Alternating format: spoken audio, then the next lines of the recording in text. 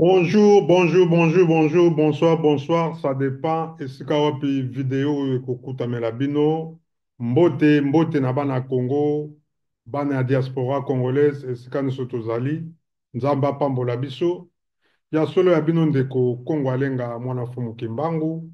Mbote na bino, bandeko nyonso tu, bakolanda vidéo oyo, bo partager. Abonnez-vous toujours na Kongo Alenga TV. Ndenge tolobaka tomemelaka bino toujours masolo oyo etali mboka ya bakoko na biso. Émission na biso bokoka bayindo tolobaka tolobelaka toujours makambo etali vie sociale pe surtout vie culturelle na biso oyo ya mabele ya bakoko. Mbote na bino bandeko. Ya solo ndenge kaka toyebisaki bino ke mboka na biso Congo ti mokolo ya lelo kimia ezali nanu te kasi tozali koluka kimia ekota na mboka na biso. Oyebi ke tozali agressé depuis 1994 donc 1994 barwandais bayaka epai na biso toyambaki bango na boboto na bolingo nyonso à l'époque ya Zaïre ya président Mobutu ya solo couloir efongwamaki toyambaki bautu oyo bakimaki génocide ya 1994 na ntango ya président Ibiarimara. Kasi ya solo bandeko koya ya bandeko na biso bautu biso toyambaki bango kasi nzoka nde ezalaki complot monene oyo esalamaki na bato oyo tobengi badémocrate badémocrate ya pouvoir oyo ya Bill Clinton oyo ezalaki bongo na États-Unis à l'époque bango basalaki yango mpona kodestabilize république du Zaïre à l'époque mpo baboma Mobutu donc base libéré na Mobutu baluka basala génocide na bango oyo bapreparaki yango na 1994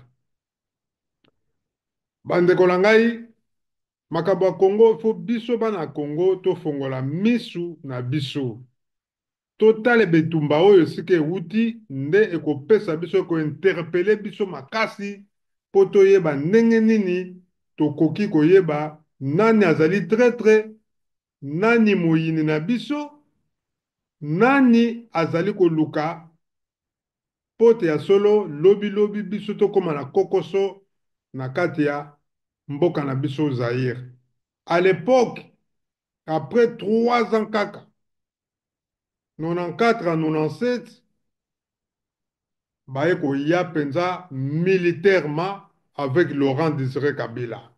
Inutile to banda ko rappeler bino mais tozali kobeta yango likolo likolo po bandeko bakongole mingi bazali kodisikite mpe bazali kokumisa Corneille Nanga kasi ya solo bandeko bazali koyeba te esika wapi bitumba oyo ewuti. Laurent Désiré Kabila ayaki na batuti rwandais na 1997 aye na bango tomoni ndenge bazwaki Goma baye ti na Kisangani esika wapi abetaki mitingi na ye Yoweri Museveni na YouTube na bavideo na ye alobi yango alobi ke aloba yango pardon ke toyebisaki Laurent Désiré Kabila ke soki akomi na Kisangani asala armée na ye me nzoka nde ezalaki je na bango entre Yoweri Museveni na Paul Kagame me lokola bazalaki na bamésentente moke entre les deux pays Yoweri Museveni alingaki Laurent Désiré Kabila asala armée na ye me Paul Kagame alingaki yango te bandeko na ngai sort na biso Laurent Désiré Kabila aye kochange nkombo ya Zaïre atia yango RDC République démocratique du Congo asutoprogamaki na Lubumbashi bana Congo tofongolaka misu toyeba histoire na biso toza bana mike te toyaki bagene na poto tokoli na poto toboti mpe na poto tobali na poto tocomprendre histoire ya mboka na biso parce que biso bato toyaki na epoke ya Zaire ya ntango Mobutu tocomprendre politique na ndenge akosakana te.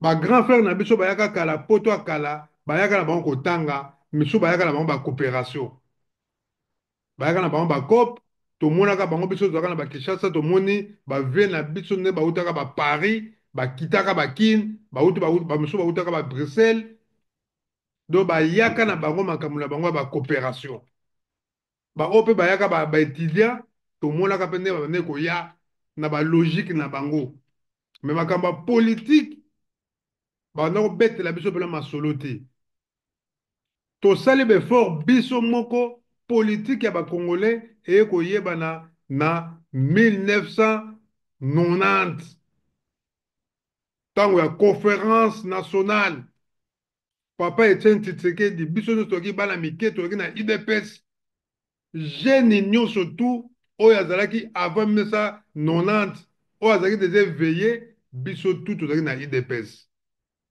tozalaki na nsima ya papa Tshisekedi Etienne Tshisekedi ye moto atelemisa bagene à l'époque wana do totelemaka biso nyonso tu toyei kokomprendre politike ya mboka do ntango tobandi kobongama na ba 90 ola mpo toya poto tozalaki des éveillés do ntango toye poto donc après 4 ans baannée 90 tokomaka na mikili ya poto awa tokuti mpe bavie na biso bazalaka awa depuis me bango bazalaki kokipe makambo ya politiki te bango bazalaki bato ya bacoopération basala babusiness na bango makambo ya politike etalaki bango te biso ntango toye na ba 90 na poto nde toyaki na mopepe ya politike mpo toyebaki yango papa Etienne Tshisekedi atelemisaka biso atumbaka kutu bambongo ya Mobutu à l'époque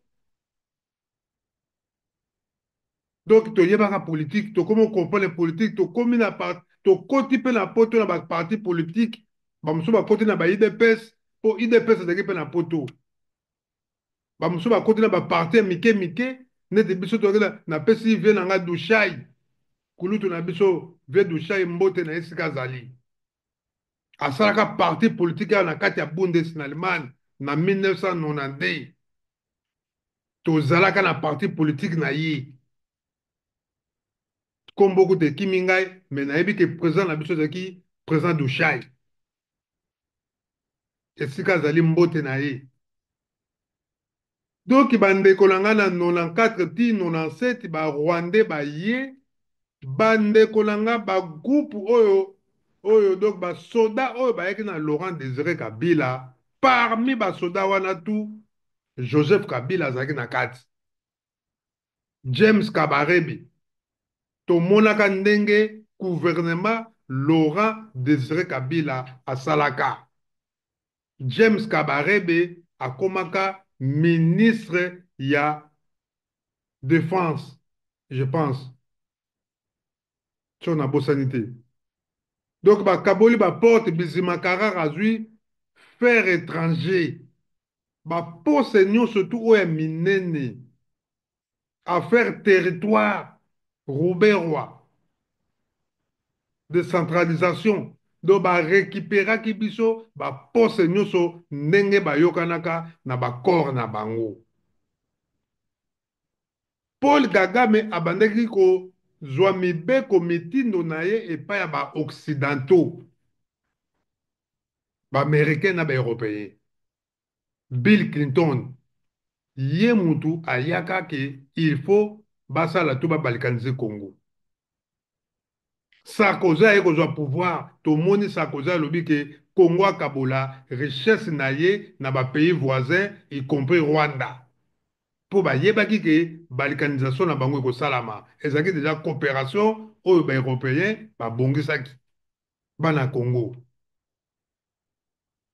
Laurent Désiré Kabila premier voyage na ye ngai nakendaka na Belgique Laurent Désiré Kabila bato ya IDPS baza koyembela ye banzembo batelemelaki ye na ndenge akosakana te azongisa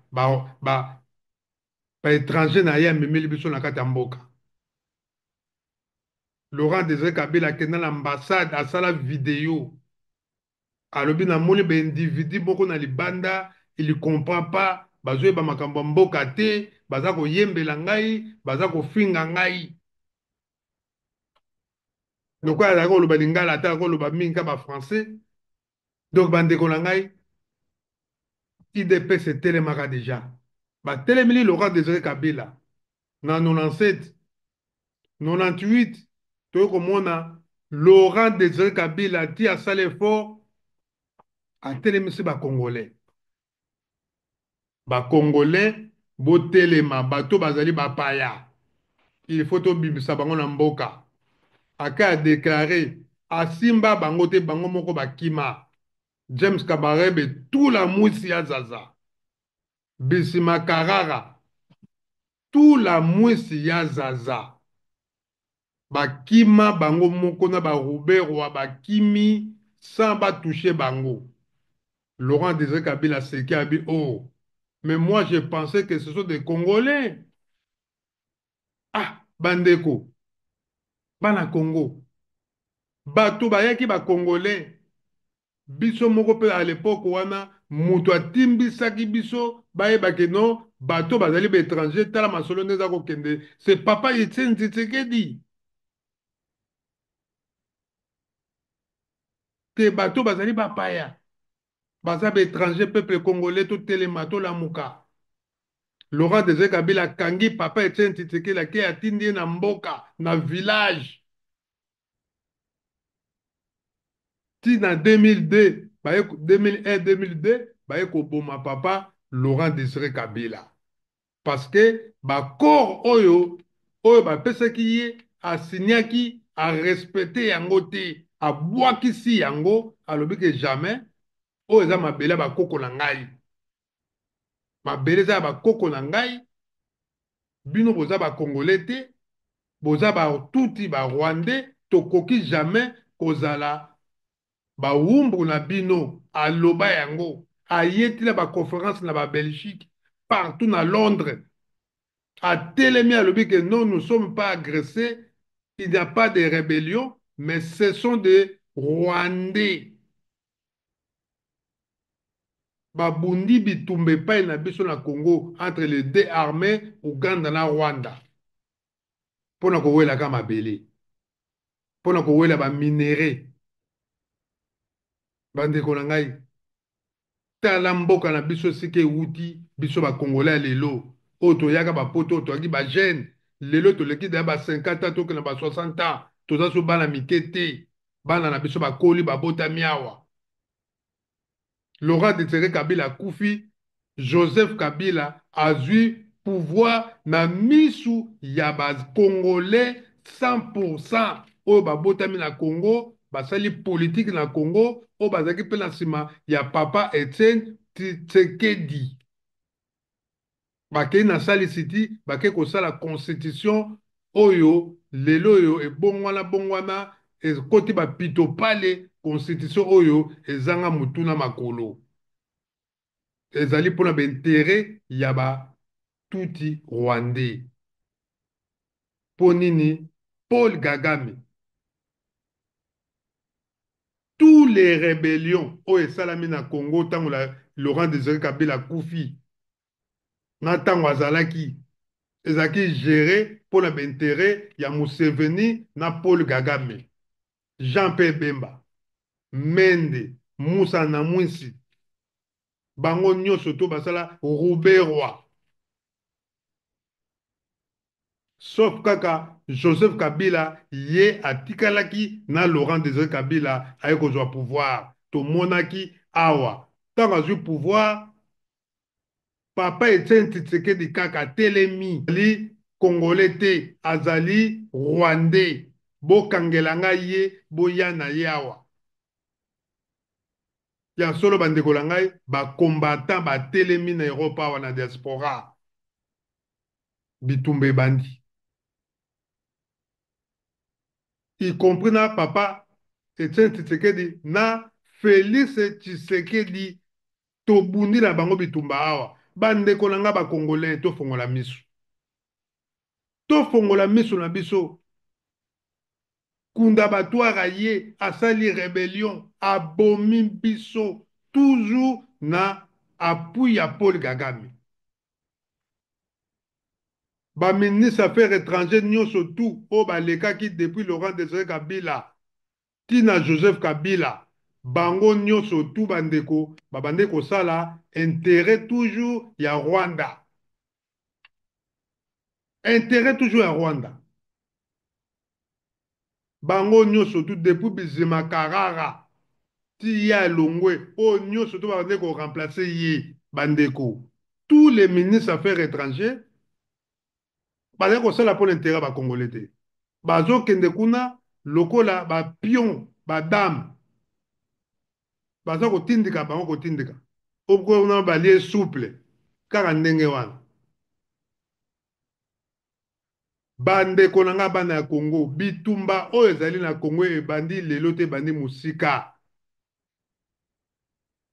tokolakisa bino video ndenge barwandais bayaka na mboka na biso bomona ndenge bayaka batuti ndenge bayaka bokotala video bomona yango ndenge bayaka tolanda video. Africain. Mais personne ici n'a rien à vendre et personne n'aurait de quoi acheter. Ces gens ont dû fuir leur pays, ce sont des réfugiés.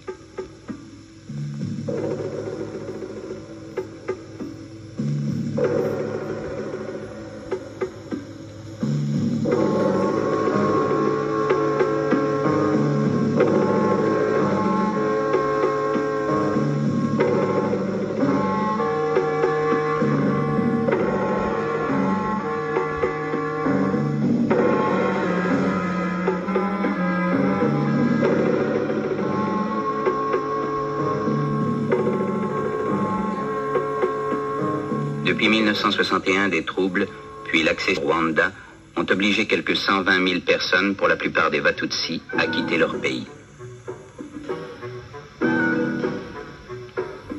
Souvent pourchassés, ils ont dû fuir hâtivement.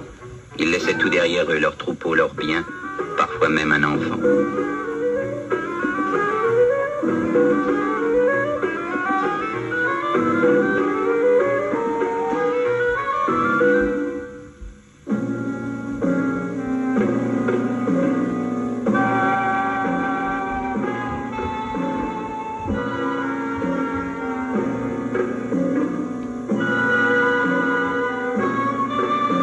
Ils se retrouvèrent des dizaines de milliers dans les pays limitrophes, Burundi, Ouganda, Tanganyika et provinces congolaises du Kivu.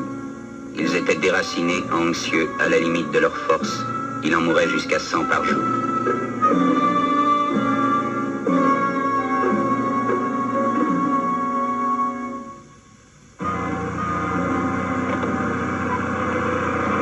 Les pays d'accueil sont alors eux-mêmes aux prises avec les problèmes nés de leur récente indépendance. Leurs gouvernements font appel à l'aide de la communauté internationale. Dès mars 1962, à la demande et de concert avec le Haut Commissariat des Nations Unies pour les réfugiés, la Ligue des sociétés de la Croix-Rouge accepte de coordonner des programmes de secours. Ainsi débute la phase d'urgence de l'opération. Il faut nourrir, vêtir, abriter, soigner.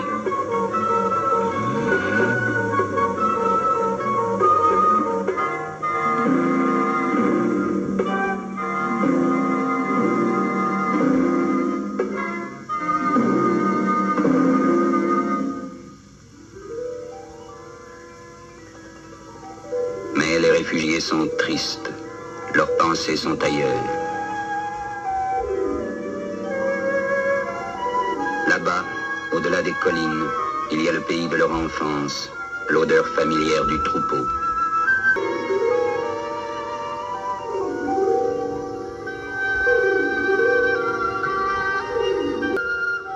Mais ils ne peuvent plus rentrer dans leur pays. On décide alors de leur donner les moyens de reprendre ailleurs une vie normale. Le Haut Commissariat des Nations Unies pour les réfugiés confie à la Ligue des sociétés de la Croix-Rouge la responsabilité des opérations de réinstallation. Pour la Croix-Rouge débute une tâche nouvelle, plus longue que celle auquel elle est habituée, mais née aussi d'une situation d'urgence. Le siège de la délégation de la Ligue est installé à Bujumbura, capitale du Burundi, au bord du lac Tanganyika. Alors commence une entreprise peu commune qu'une poignée d'hommes va porter à bout de bras pendant 2 ans. La tâche est immense, le pays difficile. Ils parlementent avec les réfugiés pour les amener à accepter leur réinstallation, les convaincre que les terres qu'on leur offre sont bonnes, ce qui est vrai. Au Kivu, ils prennent contact avec les chefs des régions où se trouvent les terres que les autorités congolaises ont offertes. Il faut créer de bons rapports entre les populations locales et les nouveaux arrivants. Ils constituent à grand-peine un parc de véhicules pour transporter les réfugiés sur leurs nouvelles terres et maintenir la liaison entre les centres et le monde extérieur. Pour la Croix-Rouge, les réinstallations se feront au Burundi, dans la province congolaise du Kivu et au Tanganyika. C'est des centres du Kivu central que nous allons vous raconter l'étonnante aventure.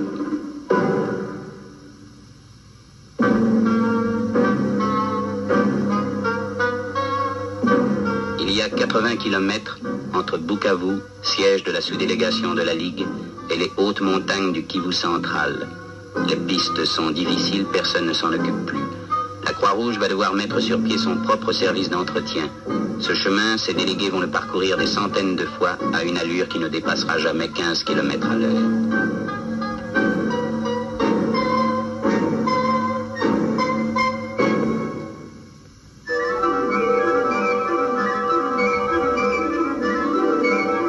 Cette terre promise, elle est à conquérir sur la forêt qui la recouvre.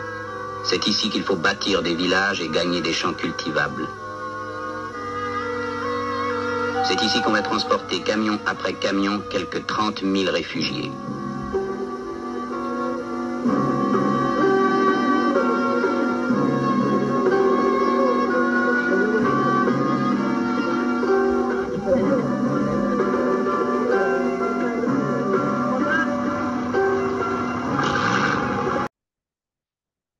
Na bande bandeko bolandi video bomoni ndenge batuti bayaka epai na biso comme des étrangers oyo tobengi banyamulengi.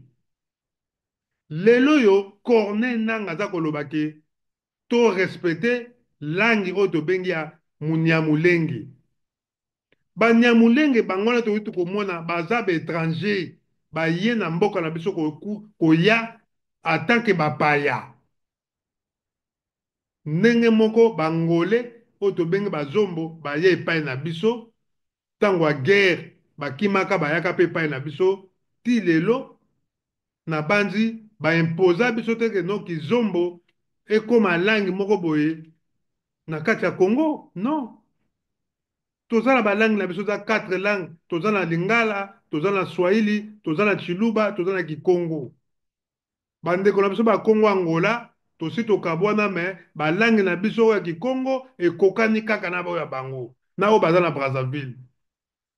Mais soko otali bandeko na biso oyo bazali kuna kote ya Kivu na bafrontière nyonso tu kuna tozali na bamboka oyo yali toza na bekolo batribu na biso ezali kuna ezali mpe na Rwanda. Me banyamulenge bandeko tolandi video tomoni ndenge bayaka tribu na bango wana na kati ya Rwanda ezalaka te mpe ezali te me balingi baimpose yango na Corneille Nangaa congolais 100%. Bandeko ezali pasi yango. Laurent Désiré Kabila alobaki il y a des traîtres au sommet de l'État. Bolimbis batraître au sommet de l'État. Lelo yo Félix Tshisekedi aye nani oyo asalaka adhéré badepte nyonso ya M23 na kati ya gouvernement? C'est Joseph Kabila. Joseph Kabila moto aderaka basoda ya Kunda Abattoir na bapoliticien na yo bazalaka na mouvement na ye batie koti bango na baparlement basoda basadere bango na kati ya armée. Yango bomoni armée na biso lelo ezali suka na infiltration ya kosakana te. Président Burkina Faso auti koloba yango. Faut faire attention soki armée na bino ezali infiltré bandeko za mawa. Beaucoup s'en sortir. Fachi Beton a se déguisé à quotiti à du pouvoir. Pouvoir bazwaka yango bongo. Mboka ta oza na occupation, il faut bino moko ba kolo mboka bo luka pouvoir bo récupérer yango. Bazwaka pouvoir bongo Laurent Désiré Kabila salaki yango, mais azalaki na puite ya peuple congolais ya Zaïro à l'époque wana. Akoteki asa déguisaki akoti azwi pouvoir. Mais bandeko na ngai Laurent Désiré Kabila ayebaki likambo etali diplomatie te. Eloko ebomaki ye yango wana parce que Kiroge azalaki nango yango nde ebomaki ye na diplomatie ezalaki mpenza te. So mingi ya solo bandeko Laurent Désiré Kabila azalaki na bavérité moko terre à terre. Yango bomoni bandeko ti babomaki ye. Ezalaki complice ya basoda na ye bato awutaki na bango na Rwanda et puis na baoccidentaux balingaki ye te. Lelo président Fachi aye na système ya sika diplomatie akotala bakor akosigne mais soki akei atidi yango alobi te bakor oyo eza bien te. Poutine mpe asali yango na guerre ya Ukraine. Zelensky auti oloba yango alobi ke basinaki bakor mais Poutine arespecte bakor te. Eza diplomatie. Yango bandeko na ngai makambo oyo ezali terrible. Donc bandeko na ngai toyeba yango ke Fachi Beton ayeli biso système ya sika. To féliciter président na biso. Bato baza kofinga ye. Bato bazali kolobaki ya solo avoyage mingi asali eloko te. Bandeko, président Félix Tshisekedi akuti armée infiltrée. Politique na biso infiltrée. Ba Rwandais oyo akunda batware ya Bosco Taganda ya Robert Roy bango nyonso bakota na kati ya gouvernement.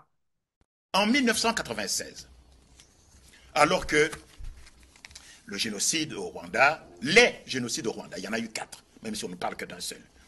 Les génocides au Rwanda sont en train de mobiliser l'opinion publique. Je reçois à Kinshasa un coup de téléphone d'un certain Léon Ndarubakye qui m'appelle. Je venais de sortir du journal à 13h30. Il me dit, Monsieur Kwebe, est-ce qu'on peut se rencontrer à l'hôtel Diplomate? N'est-ce pas, non loin de l'hôpital de Kintambo? Je m'y rends, je vois un monsieur grand, 2 mètres et quelques, un tout petit pur jus. Il dit, Monsieur Kwebe, ça fait 2 semaines que je suis ici, à Kinshasa, j'attends d'être reçu par le président fondateur, c'est par Mobutu, et je suis les informations. Je me rends compte, Kwebe, que c'est vrai, vous êtes un excellent journaliste. Mais excusez-moi, mais vous ne savez pas de quoi vous parlez quand vous parlez du Kivu. Vous ne savez pas de quoi vous parlez. Alors j'étais un peu, évidemment, humilié. Il dit, mais écoutez, parce que vous ne savez pas qui sont les Tutsis. Vous ne savez pas, moi je suis Tutsi, dit-il. Je peux remonter l'arbre généalogique de ma famille jusqu'au XVIIe siècle. Je sais qui était mon arrière-arrière-arrière-grand-père jusqu'au XVIIe siècle. Eh bien, moi j'étais gouverneur de Muramvia, n'est-ce pas? C'était le bras droit de Ndadaye, le président qui a été assassiné. Oui, oui, Melchior Ndadaye. J'étais son bras droit, gouverneur de Muramvia. Et moi, j'ai échappé à 5 attentats, n'est-ce pas? J'ai échappé à 5 attentats par mes frères Tutsi. Entre parenthèses, on en parlera. Fachi a échappé à 5 attentats ici, mais dont on ne parle pas. Fachi a échappé à 5 attentats. Le premier, c'est celui contre son avion, avec son chauffeur et sa voiture en Antonov, oui. C'était ça le premier attentat. Mais il y en a eu d'autres dont on ne parle pas. Donc il dit que, Léon Ndarubakye me dit qu'il a échappé à 5 attentats, mais il est venu ici pour dire à Mobutu ce que sont les Tutsis, qui sont ici au Congo. Ce sont eux qui vont l'abattre. Ce sont eux qui vont le faire partir.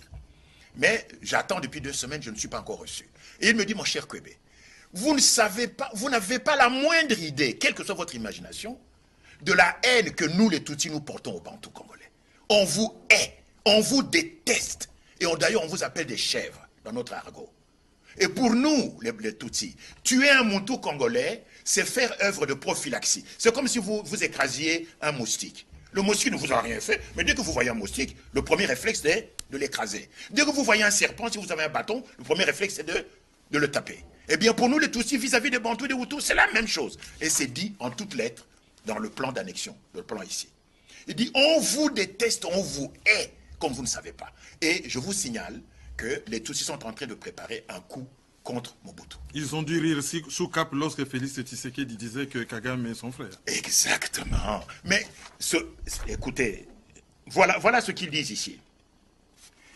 Tout intellectuel, c'est le point 4 du plan, il y en a 18, il y a 18 points. Hein. Le point 4, je lis. Tout intellectuel Motutsi est tenu de se faire un ami dans tous les services de la République démocratique du Congo pour lui permettre de s'initier à la machinerie administrative de ce service en vue de se préparer au remplacement éventuel à la responsabilité de ce service. C'est le point 4 du plan. Ça vaut la peine de le lire, vous allez comprendre que, en fait, nous sommes totalement à côté de la plaque. Nous n'avons pas la moindre idée du péril majeur qui plane au-dessus de nos têtes, de l'épée de Damoclès qui est suspendue au-dessus de nous depuis le 6 août 1962. Et nous, qu'est-ce qu'on fait? On organise des élections. D'abord en 2006, en 2011, en 2018. Et il y a 24 candidats, ou 26, je ne sais plus, qui n'ont jamais lu ceci. Alors qu'il y a un péril majeur qui est au-dessus de nous et dont nous n'avons pas pris conscience. Et quand vous en parlez aux Congolais, ils disent, mais vous exagérez, Mboko Ekokufate, Nani Nzambe Azo Sala, Yahvé Azo Sala. Bazula biso constitution bakei kosala yango na kati ya Sal City falsifier constitution ya Mobutu na oyo ya Laurent Désiré Kabila babebisi bayeli biso batieli biso baavantage na bango. Tala mboka na biso ndenge ezalaki géré. Congo mboka monene ndenge wana toza tala banki te. Basociété nyonso ekoma privé. Makambo nyonso ekoma na bango. Tomoni président Fayulu auto koloba yango. Quand même Joseph Kabila a remercié quand même Congo. Ayaki na Laurent Désiré Kabila biso nyonso tomonaki ndenge ayaki. Ndenge bazalaki ezala Laurent Désiré Kabila. So botali lelo akufi atiki ta ba million te. Ndako nini boyebi ya Laurent Désiré Kabila soma na poto. Société nini boyebi ya Laurent Désiré Kabila asala la poto. Banki nini boyebi Laurent Désiré Kabila tika na Afrique. Mobutu atiki banque na Maroc. Mobutu atiki ba société na Afrique du Sud. Mobutu asomi ba ndako na poto, na Allemagne, na Bremen, Munich, na Nice, na Genève, partout, na États-Unis. Joseph Kabila, ti lelo azali, mbongo nini azwi te. Bandeko na ngai. Biso toza ba Congolais. Congo ezali mboka na biso. Félix Tshisekedi ayi. Armée akuti yango malunga te. Il faut restaurer armée mosusu. Abandi ko recruter ba jeune. Basadere na kati ya armée. Bandeko. Il faut qu'on félicite ye. Il faut qu'on félicite ye. Ngana lobaka yango, il faut Félix Tshisekedi ti ya kosisa mandat na ye asilisa bitumba ya Congo. Po atika histoire pe na mboka wana.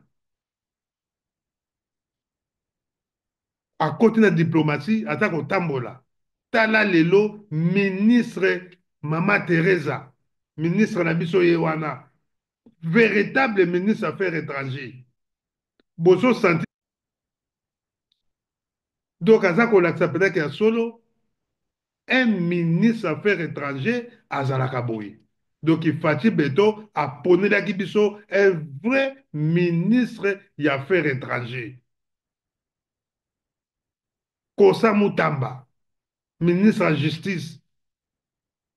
Chabani, ministre intérieur, tala misala baza kosala. Bandeko na ngai, ba ministre oyo facha te. Mais soki okei côté ya armée na biso, côté wana facha choué mpo na nini? Parce que il y a des traîtres, des généraux des traîtres oyo bazotravaille na sous ordre ya Paul Kagame na ancien président Joseph Kabila. Yango bandeko tofongola miso. Mboka ya Congo, Corneille Nanga, Congolais nous surtout oyo azali kosoutenir ye, bandeko nga naza kokamwa ye. Botala epai towuti, botala epai towuti, botala epai bamilie biso, bamama na biso viole, bazokata basexe na bango na bambeli vis-à-vis ya batata na bango. Tata azomona mwana na ye ndenge baza koviole ye na 12-10 personnes. Tata azomona mwana aza komona ndenge baza koviole mama na ye. Mwana mwasi aza komona ndenge baza koviole tata na ye, excuse nga na nsima. Makambo ya Rwanda basali. Bandeko.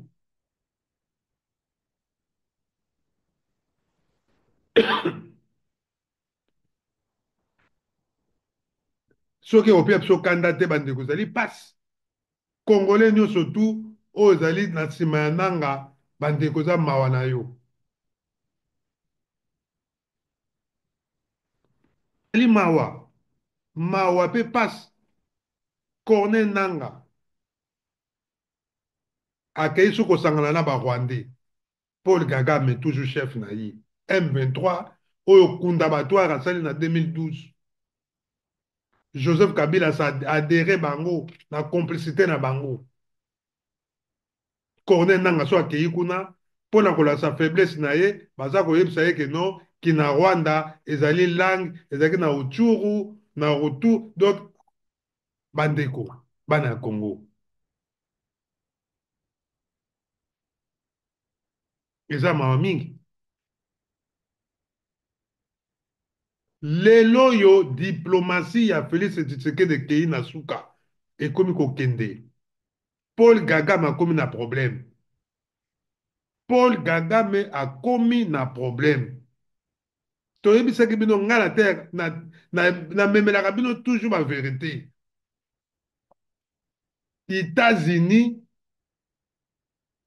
désormais président azali lelo Donald Trump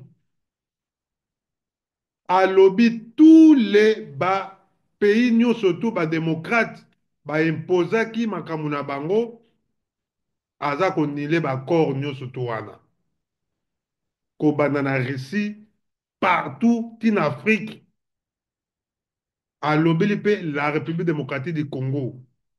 Bill Clinton, Obama bango bato basala ke lelo RDC ezala genoué epai ya barwandais. Donald Trump alobi pas question Paul Kagame bimisa basoda na yo sino tokomona armée congolaise baza korenforce yango bagene baza kosadere toujours mpe tozozwa susu bibundeli ya kosakana te bokomona suka nango tokoya mpenza te na frontière ya Rwanda wana Paul Kagame akosentir soki akosentir te akokima ye moko ube bakokanga ye. Corneille Nanga toyebi te soki asuka ndenge nini toyebi te. Corneille Nanga yo moto ozalaki na yo ozwi bambongo ozalaki président ya CENI bandeko nayebi te so bambongo yango etondaka bato te. Président ya CENI okoma lelo chef ya rébellion bautilize yo boye ndenge nini oboma bandeko na yo. Tala bandeko nde bakufi na Goma, tala bandeko nde bakufi na Bukavu, tala bamort plus de 3000 personnes bakufi nyonso to ekoya na motu ya Corneille Nanga. Nyonso to ekoya na motu ya Corneille Nanga. Ndeko Congolais tika kosoutenir Corneille Nanga. Tobundela patrie, mabele na biso bakoko na biso.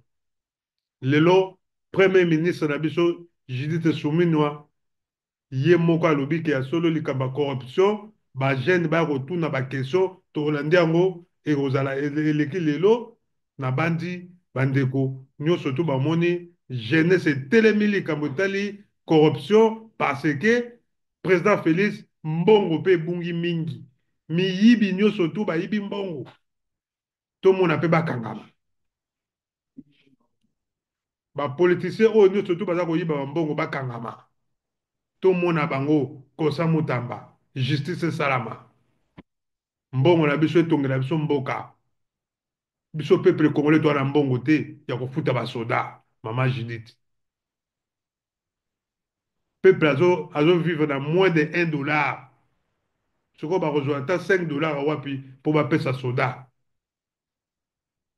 yango tozolase mbela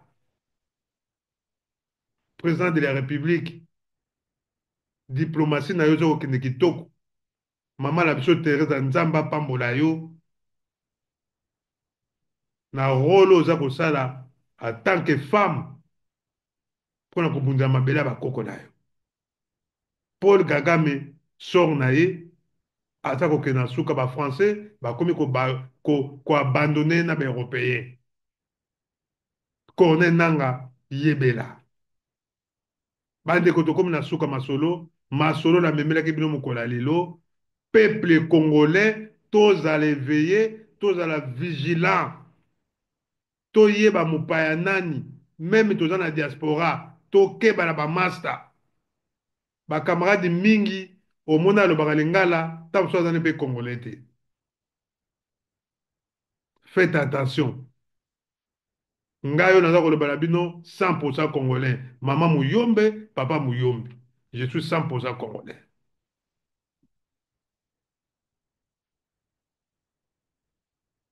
mabele bakoko na ngai yali mboka na biso ezali na mbata siala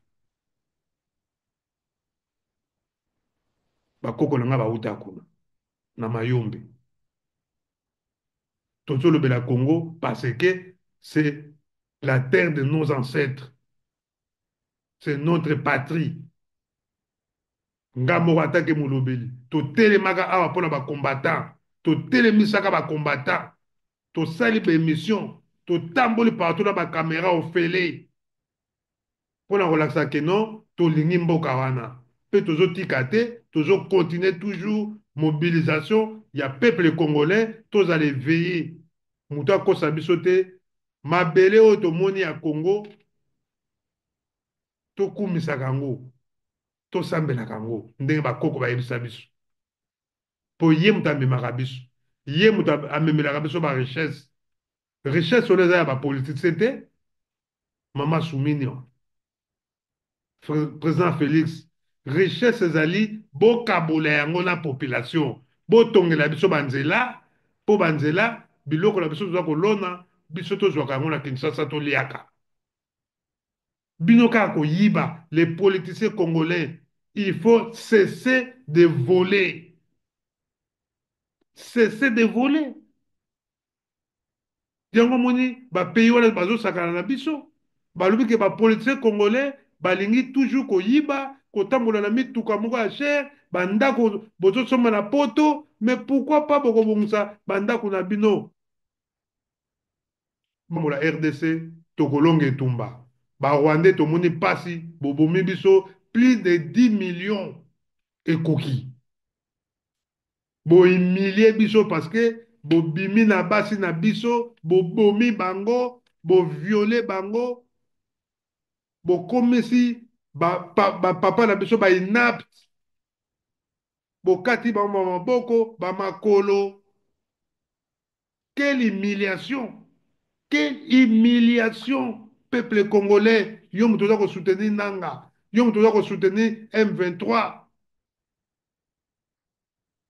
quelle humiliation oyo peuple rwandais Paul Kagame osali na kati ya République démocratique du Congo lobi oyebi sort ya peuple na yo ndenge kozala Yo Congolais, oza soutenir M23, oza soutenir Paul Kagame. Yo Congolais, oza soutenir Corneille Nanga, oza soutenir Paul Kagame, les sanguinaires de la République démocratique du Congo. Bandeko tofongola miso. Nzamba pambola bino, ezaki ya bino ndeko. Kongo alenga, mwana fomuki mbangu, botikala malamu, kimia eza na mabota na bino, tokutele bongo mbala nsima. Matondo mingi.